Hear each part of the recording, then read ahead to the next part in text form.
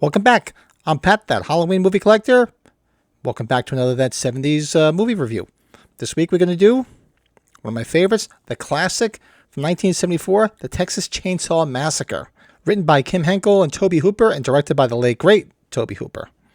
Now this movie, just from looking at it back in the early days of VHS, going to the video store in the early 80s, seeing that cover, it just fascinated, scared the crap out of me. I'm like, oh my God, a Chainsaw Massacre, holy crap. And it took me a bit of time to finally get around to renting it and watching it.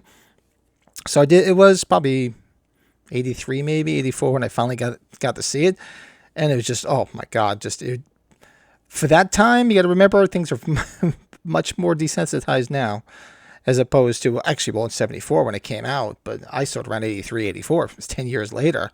And it had that legacy of, and it's a brutal movie, but there's really no blood in it. It's just really a lot of theater of the mind, and it was a low-budget film, so they didn't have any money to do anything like that. There was a very limited budget. When Tobe Hooper was filming it, it was very long hours in the disgusting Texas heat because he had to get it done as quick as he can to cut down on the cost of all the equipment rental and whatnot.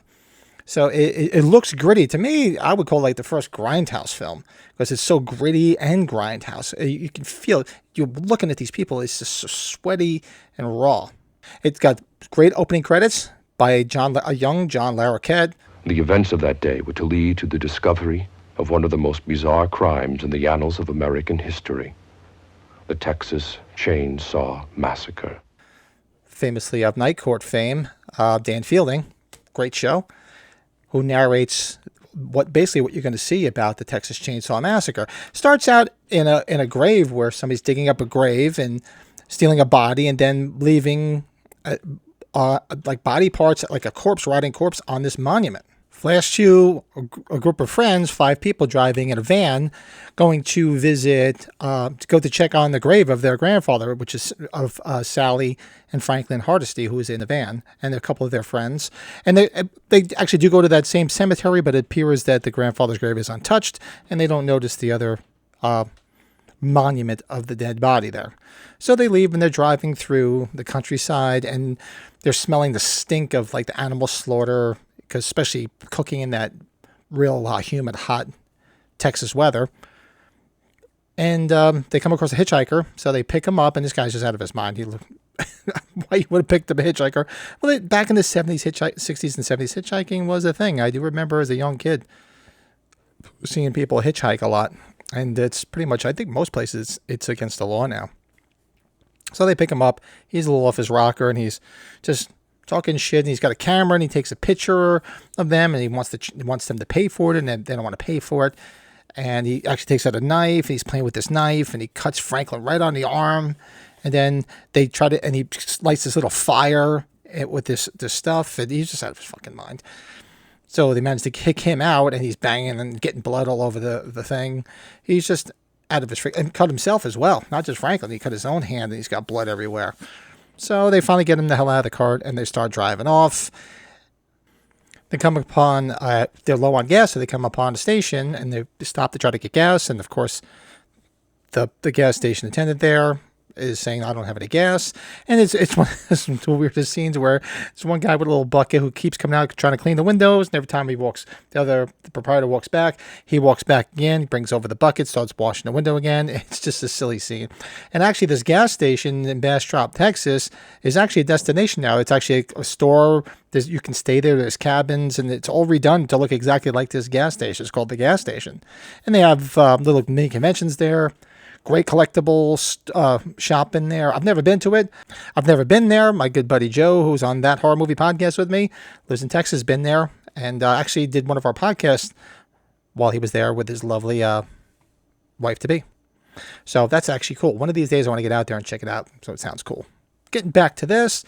So, of course, Pam and Kirk, who are 2 of the friends in the van, they disappear off because they're planning on fooling around. They're planning on screwing. Everybody screws in horror movies, right? And they come across this abandoned house. They hear like the generators running, so they figure somebody's at home.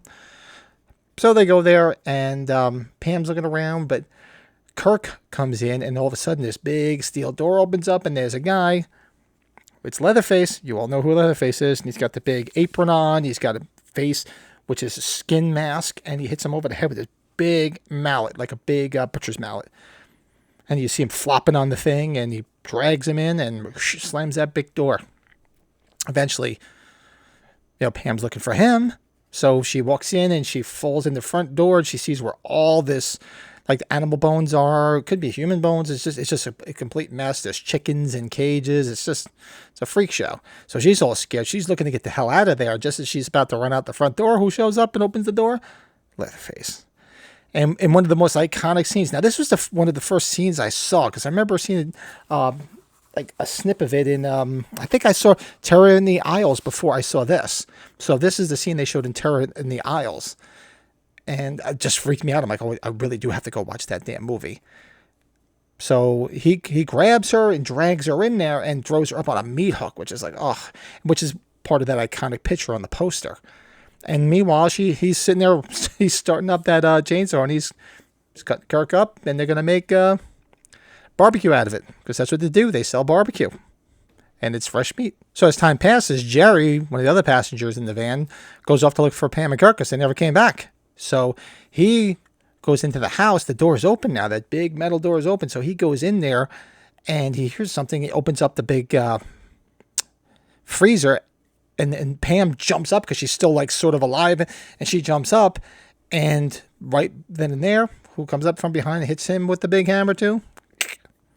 Leatherface. Takes him out as well. And as night falls, eventually, obviously, Sally and Franklin are wondering where everybody's disappearing. So typical horror movie fashion, people disappear and you go look for them. So this was one of the first ones of its kind to really do that. So of course they go, and as they're going through the night and it's dark, Franklin did have a flashlight.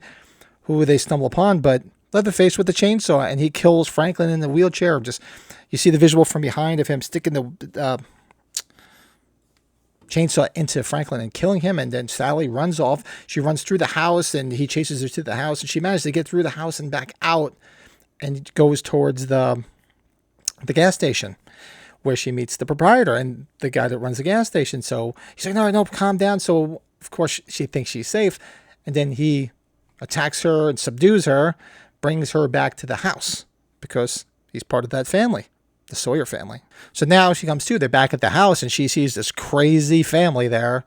And now the Leatherface, instead of being dressed in a male skin face, now he's dressed like a woman. He's got like a woman's face on. So, and then she sees this old grandpa there who looks like a corpse, looks like he's older than dirt, and they're all sitting there, and what they want to do is they cut her, and they're trying to get him to suck her blood, because I guess that's what the grandfather wants. And right before that, you do have the proprietor of the gas station yelling at the hitchhiker, because the hitchhiker is there because he's part of the family, and apparently he was the one that was the grave robber. So he gave him a rash of shit for that, I guess, probably because you can draw attention when you do something like that. So they have Sally's finger cut, and there's Grandpa sucking her blood, and she just faints. And then eventually you see her, she comes to. It's the next morning, and they're all bickering and arguing back and forth with each other. And so they're going to basically just kill her. So they're going to just hit her and kill her with the hammer. But they wanted to get the grandpa in on it. And like, come on, let's get Grandpa in on it. And of course, he's so weak, he just keeps dropping the hammer. And she manages to break free, and she runs. And jumps through the window, heads out to the street, and she flags down a truck. And the truck does stop, and she's of course being chased by Leatherface. She manages to get in, and you see that iconic scene as the truck driver is driving away with Sally in the back of the truck, and she's like lost it at this point. She's just laughing hysterically because she's just so freaked out. It's like she's just lost her mind, because who wouldn't after all the shit that just went down? And you see that iconic image of Leatherface where he's just sitting there spinning the thing around and everything. So come on, I'm sure I'm preaching to the choir. If you're watching this review, you've seen this movie. Now, this is, as much as I love my beloved Halloween, it's a very convoluted time frame. There's all different canons and all different backstories to the Sawyer family, the Hardesty family. There's so much here, but this is the OG, and the OG, this is just a lot of fun. Tobe Hooper really managed to create like a real like creepy grindhouse atmosphere. All the players in here were basically like local Texas actors and actresses, so that's where they all pretty much came from. And they just fit the part perfectly. They played the part perfectly because if you watch a lot of behind the scenes stuff and interviews with people, they look miserable because they were miserable because the conditions were just horrible, deplorable making that film. So if you think they look miserable, they were miserable. Granted, they weren't being stalked by a killer, but they were just miserable and just wanted to get it over with because it was just a rough shoot. And it shows, and it's stood the test of time. It's a great horror film, and it's one of the ones I love. That's why I figured let's do that review on this. And of course, it's loosely based on Ed Gein, which there's multiple movies that stake the same claim, like Psycho. I mean, Hannibal Lecter. There's so many different things that are loosely based on Ed Gein, the serial killer. Who killed people with their skin and made lampshades and shit out of them. So it's just a real amazing film, and it's a classic. It's a horror classic. It's just considered a slasher classic, but it's also in the same vein of Halloween, where there's very minimal, if any, blood. It wasn't in the budget, same way as it wasn't in the budget in Halloween. So to me, it stands the test of time. It's a good, creepy, atmospheric film. Great acting. Everybody in it looks just as miserable as the actors, as the people they're playing the part of. Now, there's many other entries in this franchise. It's very convoluted. At some point, maybe I'll review it, or probably do it on that horror movie podcast with the guys. And they have had a remake, the 2004 remake, which I really like. That's probably one of the better remakes, in my personal opinion. I love it. Do I like it more than this? No, because it's the OG, so you can't really say that. There's very few remakes that are actually better than the OG. So I would have to say it's good, but it's not going to top the OG.